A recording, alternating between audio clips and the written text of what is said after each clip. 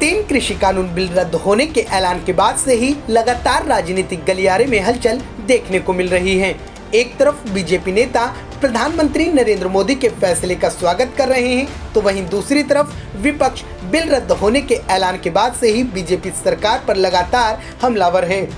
इसी कड़ी में उत्तर प्रदेश कांग्रेस महासचिव प्रियंका गांधी ने प्रधानमंत्री नरेंद्र मोदी को चिट्ठी लिखते हुए कहा कि अगर बीजेपी सरकार किसानों के हित में काम कर रही है तो उसे तत्काल लखीमपुर खीरी कांड में शामिल आरोपी के पिता केंद्रीय गृह राज्य मंत्री को बर्खास्त कर देना चाहिए। इससे किसानों में न्याय की उम्मीद जगेगी।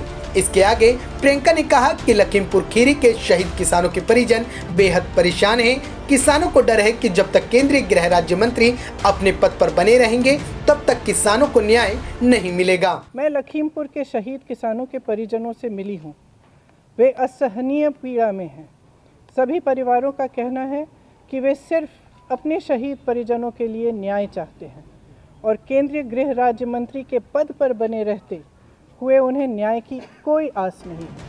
प्रियंका गांधी इतने पर भी नहीं रुकी। उन्होंने कहा कि एक तरफ किसान अपनी पीड़ा से गुजर रहा है तो वहीं दूसरी तरफ उत्तर प्रदेश के मुखिया योगी आदित्यनाथ और केंद्रीय गृह मंत्री अमित शाह आरोपी के पिता के साथ मंच साझा कर रहे हैं, जिसके चलते लखीमपुर के शहीद किसान परिजनों में अन्याय की भावना पैदा हो रही है। प्रियंका ने कहा कि प्रधानमंत्री ने अपने संबोधन के दौरान किसानों के प्रति साफ नियत की बात कही थी। ऐसे में प्रधानमंत्री नरेंद्र मोदी को तत्काल केंद्रीय गृह राज्य मंत्री को बर्खास्त कर देना चाहिए। देश की कानून व्यवस्था के जिम्मेदार गृह मंत्री श्री अमित शाह जी एवं उत्तर प्रदेश के मुख्यमंत्री श्री योगी आदित्यनाथ जी आपके उसी मंत्री के साथ मंच साझा करते हैं।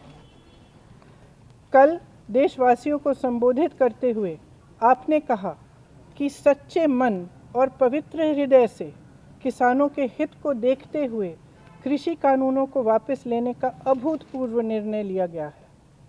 आपने यह भी कहा कि देश के किसानों के प्रति आप नेक नियत रखते हैं।